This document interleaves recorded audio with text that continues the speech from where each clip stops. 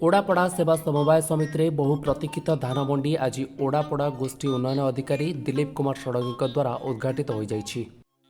जोगाण विभाग मिलर एवं चाषी मानकु नहीं बैठकर निष्पत्ति क्रमे क्विंटाल प्रति 6 केजी धान काटिबा पई निष्पत्ति निया जायतिला। सेही अनुसार आज 11 जन चाषी ठारू 548 बस्तारू 248.26 क्विंटाल धान चाषी देइथिबा जଣା पड़िछि।